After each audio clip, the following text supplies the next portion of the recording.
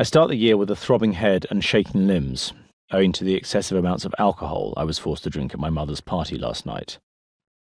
I was quite happy sitting on a dining chair, watching the dancing and sipping on a low-calorie soft drink, but my mother kept shouting at me, "Join in, fish face," and wouldn't rest until I consumed a glass and a half of Lambrusco.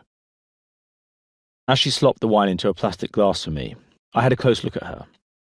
Her lips were surrounded by short lines, like numerous riverbeds running into a scarlet lake. Her hair was red and glossy, almost until it reached her scalp, and then a grey layer revealed the truth.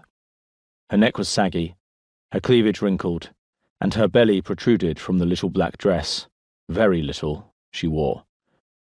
The poor woman is 47, 23 years older than her second husband. I know for a fact that he, Martin Muffet, has never seen her without makeup. Her pillow slips are a disgrace. They are covered in panstick and mascara.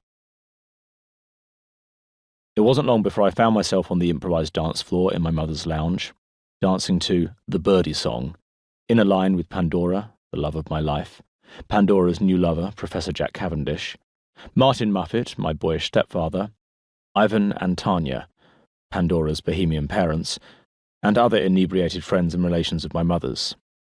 As the song reared to its climax, I caught sight of myself in the mirror above the fireplace. I was flapping my arms and grinning like a lunatic. I stopped immediately and went back to the dining chair.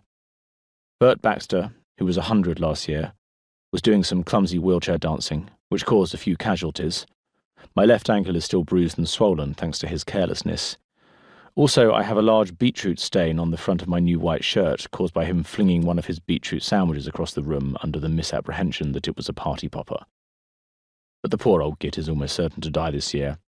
He's had his telegram from the Queen, so I won't charge him for the specialist dry cleaning that my shirt is almost certain to require.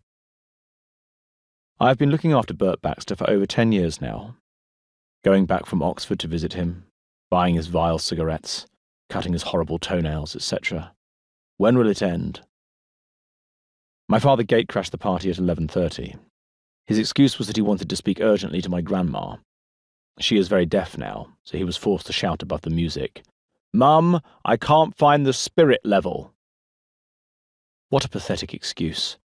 Who would be using a spirit level on New Year's Eve, apart from an emergency plumber? It was a pitiful request from a lonely, 49-year-old divorcee, whose navy blue mid-80s suit needed cleaning, and whose brown moccasins needed throwing away. He'd done the best he could with his remaining hair, but it wasn't enough. "Any idea where the spirit level is?" insisted my father, looking towards the drinks table. Then he added, "I'm laying some paving slabs." I laughed out loud at this obvious lie. My grandma looked bewildered and went back into the kitchen to microwave the sausage rolls, and my mother graciously invited her ex-husband to join the party. In no time at all, he had whipped his jacket off and was frugging on the dance floor with my 8-year-old sister Rosie. I found my father's style of dancing acutely embarrassing to watch. His role model is still Mick Jagger, so I went upstairs to change my shirt.